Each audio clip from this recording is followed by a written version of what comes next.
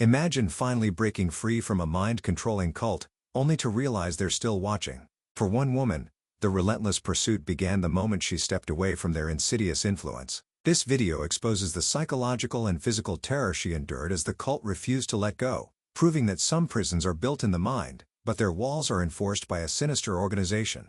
This is the true story of Sarah Edmondson, a woman who spent 12 years inside one of the most dangerous cults in modern history. A cult that branded its members like cattle, that blackmailed them into silence, that promised empowerment while delivering enslavement. And when Sarah finally escaped and went public, the cult didn't just let her go. They launched a campaign of harassment so relentless, so calculating, that it would take federal investigators and multiple criminal trials to finally stop them. This is her story. And it's a warning about what happens when you dare to expose the truth about an organization that will do anything to protect its secrets.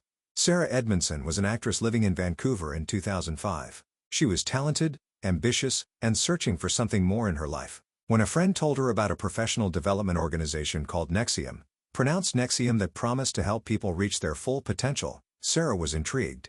Nexium presented itself as an executive success program. They offered intensive 5-day workshops that cost thousands of dollars. They claimed to teach people how to overcome their limiting beliefs and achieve success in business and life. The curriculum was developed by a man named Keith Raniere, who his followers called Vanguard. Raniere presented himself as one of the smartest people in the world, a humanitarian, a genius who'd created a revolutionary system for human improvement. Sarah attended her first workshop in 2005. She found it intense but transformative. The techniques seemed to help her break through emotional barriers. The community felt supportive and driven. She signed up for more courses. Within a year, Sarah had become deeply involved with Nexium. She'd completed multiple intensive programs. She'd recruited her own friends and family members. She'd become a coach within the organization, teaching workshops herself. For 12 years, Sarah believed she was part of something meaningful. She rose through the ranks. She dedicated her life to spreading Nexium's teachings. She trusted Keith Raniere completely. He had no idea what was really happening inside the organization. And she had no idea about the secret society operating within Nexium's inner circle. A secret society that was about to recruit her. In 2017, after 12 years with Nexium, Sarah was approached by a woman she trusted within the organization. The woman told her about an exclusive group within Nexium, a women's empowerment sorority called DOS. DOS stood for Dominus Obsequious Sororium, Latin for Master over Slave Women. But Sarah wasn't told that. She was told DOS was an elite sisterhood designed to help women overcome their weaknesses and become stronger. To join, she'd need to provide collateral compromising information or materials that would ensure her commitment to the group. Sarah, trusting the organization completely, provided collateral, nude photographs, damaging personal information, confessions about her life that could ruin her if they were ever made public. She was told this was to ensure commitment, that it was part of the empowerment process, that it would never be used against her. Then came the branding ceremony. Sarah was brought to a house with several other women. They were told they'd be receiving a small tattoo as a symbol of their commitment to the sisterhood. What actually happened was something far more sinister. Sarah was held down on a table by other members while a cauterizing pen was used to burn a symbol into her pelvic region. The symbol, she was told, represented the elements. It was only later that she realized the symbol contained Keith Raniere's initials. She was being branded as his property. The procedure took 30 minutes. Sarah and the other women screamed in pain. They were told to stay silent, to be strong, that this pain was part of their growth. When it was over, Sarah had a permanent scar on her body, a mark of ownership that she hadn't consented to, a brand, like livestock. That night, Sarah went home and for the first time in 12 years, she began to question what she'd been part of. Sarah started researching DOS more carefully. She talked to other women who'd been recruited. She began to see the pattern. DOS wasn't a women's empowerment group. It was a sex cult run by Keith Raniere. Women were recruited as slaves who had to obey their masters, other women who themselves answered to Raniere. The collateral was used to blackmail members into staying. The branding wasn't symbolic, it was literal ownership marking. And Sarah had been part of the recruitment pipeline, bringing other women into this system without knowing what it really was. She was horrified, devastated, and terrified of what would happen if she tried to leave. The collateral she'd provided could destroy her career. The organization had detailed information about her life. They had nude photographs. They had confessions. If she spoke out, they could release everything. But Sarah made a choice. In June 2017, she decided to leave Nexium. And she decided to go public.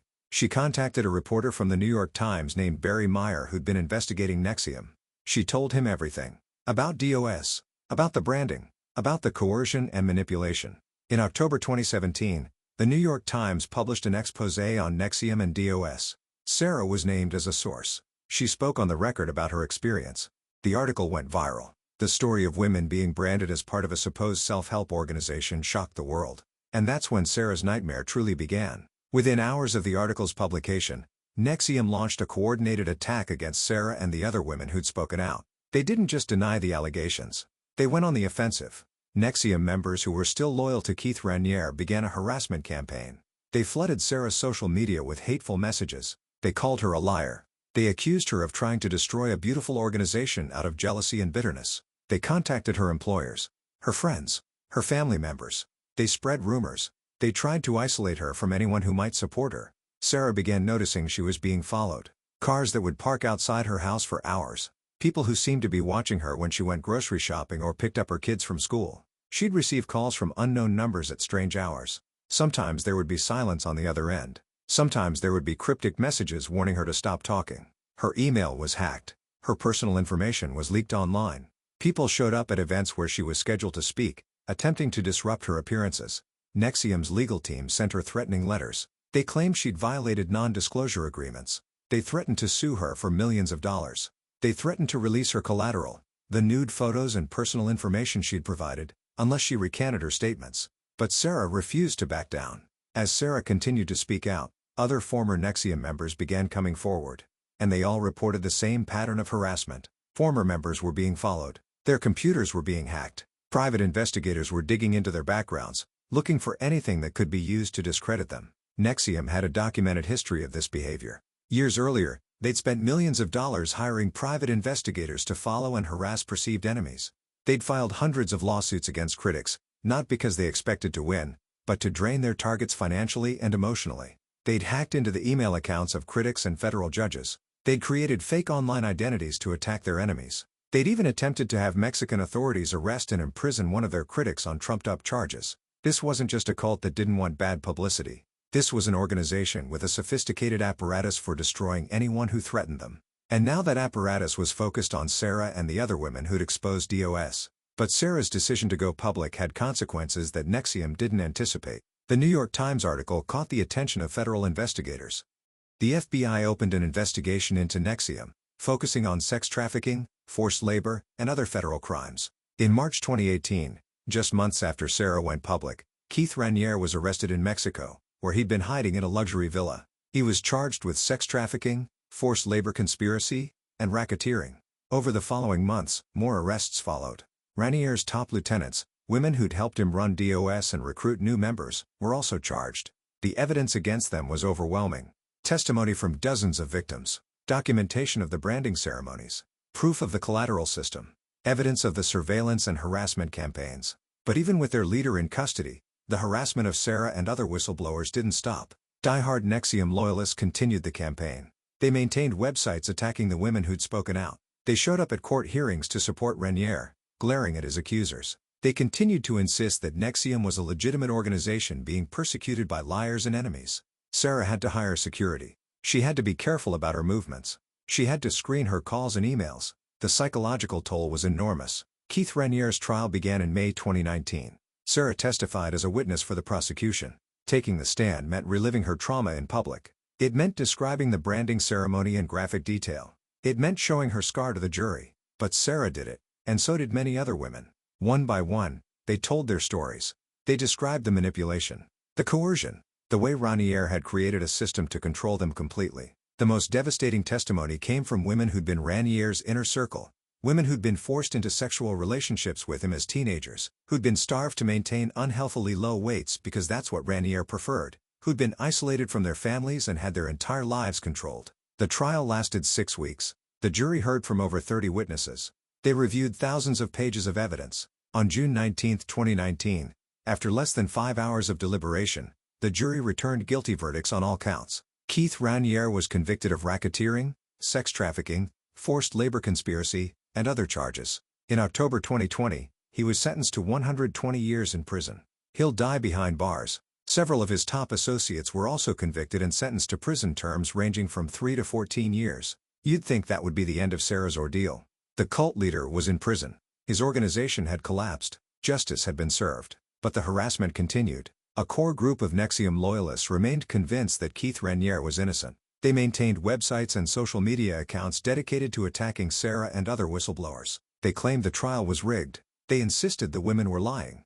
Even in prison, Raniere continued to influence his followers. He made phone calls. He wrote letters. He maintained his grip on people who couldn't see, or wouldn't see, the truth about what he'd done. Sarah had to continue being vigilant. She had to continue protecting herself and her family. The physical danger may have decreased with Raniere behind bars, but the psychological warfare continued. And that's one of the most insidious aspects of cult control. Even when the leader is gone, even when the organization has been exposed and dismantled, the effects linger. Former members struggle with guilt about the people they recruited. They struggle with shame about how long it took them to see the truth.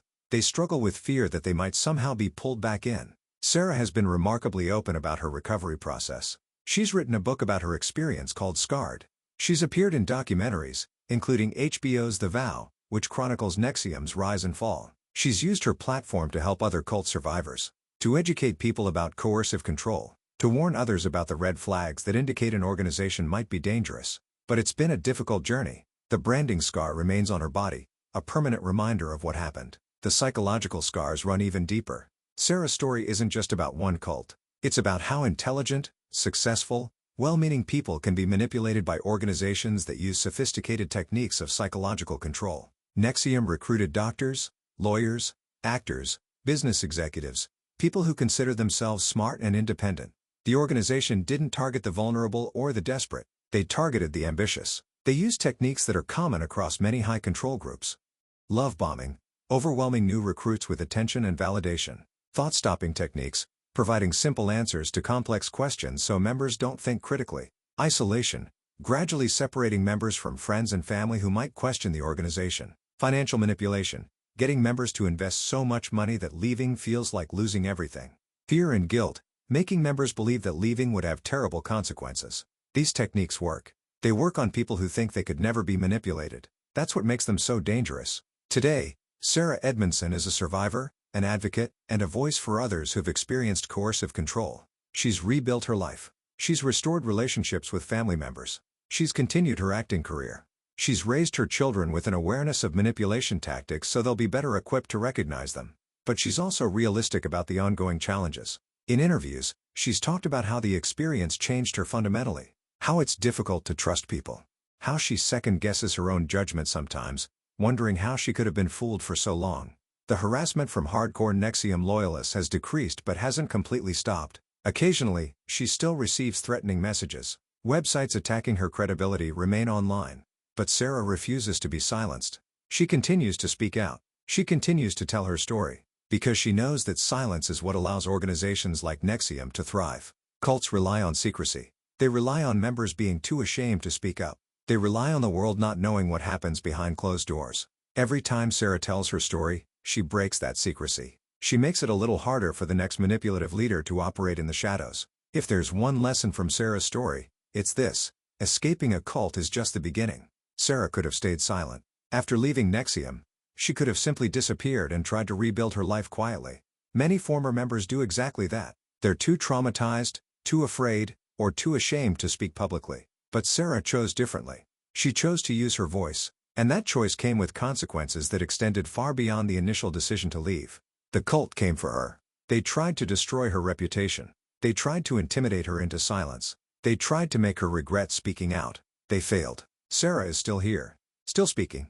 Still fighting to expose the truth about coercive organizations. Still helping others find their way out. Keith Raniere is in prison for 120 years. NXIVM has collapsed. DOS has been exposed. But the work isn't finished. There are other groups using similar tactics. Other charismatic leaders manipulating vulnerable people. Other survivors who need support and validation. Sarah's story is a reminder that fighting back against these organizations is possible. That survivors can reclaim their lives. That speaking truth to power matters, even when, especially when, it's dangerous to do so. She escaped the cult. Then the cult came for her.